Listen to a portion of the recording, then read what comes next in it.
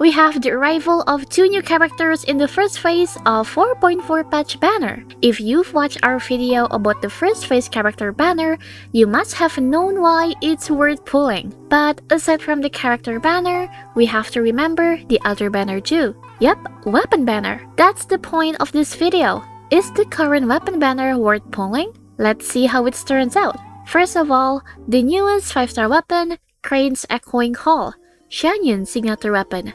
It has attack percent as substat and passive which give plunge attack buff to the party with extra energy regeneration for Xianyun. The way to activate this passive buff is so niche. You have to trigger plunge attack or else the buff from this passive won't be activated at all. That's the reason behind how niche this weapon is. Xianyun is the only character who can utilize the passive since it's her signature weapon.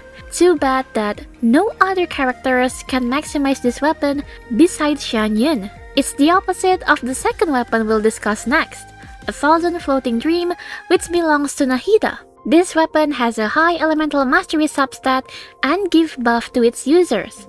If there's in-party character who has the same element as the weapon's user, the user gets an extra 32 elemental mastery. If the element is different from the user's element, the bonus elemental damage of the users increase by 10%. This buff is stackable 3 times, which means you can get max total 96 elemental mastery and 30% elemental damage bonus. A side note that the amount of bonus elemental mastery and elemental damage depend on the character's element in the party. Yet, not only giving buff to the weapon user, but also giving extra 40 elemental mastery buff to the party. This weapon suits support, sub DPS, and even main DPS. Besides Nahida, you can use the weapon for Yaemiko, Yanfei, Mona, Lisa, Klee, and Sucrose.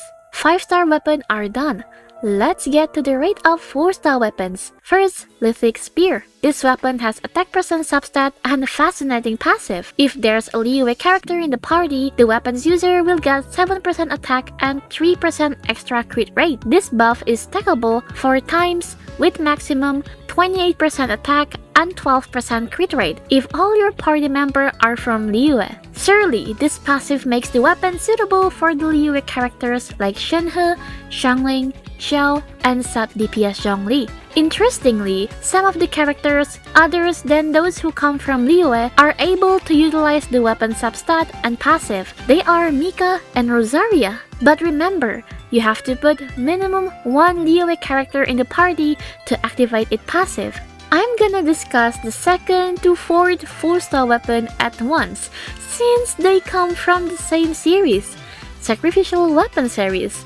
Yup, starting from Sacrificial Bow, Sacrificial Fragments, Sacrificial Greatsword, and Sacrificial Sword. The Sacrificial series is most worthy pulling 4-star weapon since it has universal substat and passive. It becomes the player choice to build their support or sub DPS. Sacrificial Bow, Greatsword, and Sword has the same substat, which is great extra energy recharge. Sacrificial Fragment has a different substat with the 4 previous weapons. It has a good amount of elemental mastery as a substat. These 4 weapons has the same passive. When the elemental skill hits the enemy, there's a 40% chance to reset the elemental skill. The higher the revivement is, the higher the chance. In revivement 5, you'll have an 80% chance of skill reset. This weapon series is flexible and usable for plenty of characters. For Sacrificial Bow, you can use it for Goro, Yelan, Fenty, Fischl, Farazan, Diona, Sarah, and Kolei. For Sacrificial Greatsword,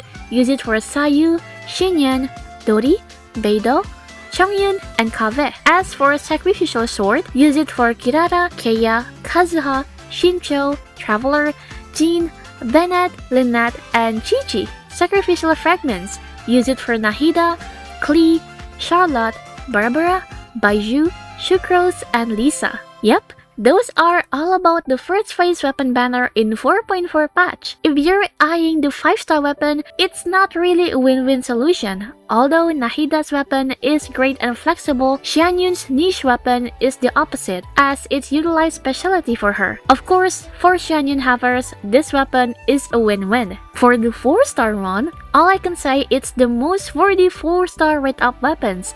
The Sacrificial Weapon series is rate up, not only 1 or 2 weapons, but all of them, starting from Claymore to Catalyst. As I said before, these weapons are useful for plenty of characters and one of the best choice for F2P player. This is the right cue to collect your refinement. Overall, this weapon is super worthy if you like the rate up 4-star weapon. Hey, thanks for watching. We have other video you can watch. It will be popped at the screen for now. Make sure you watch it. Once again, thank you. See you in another video.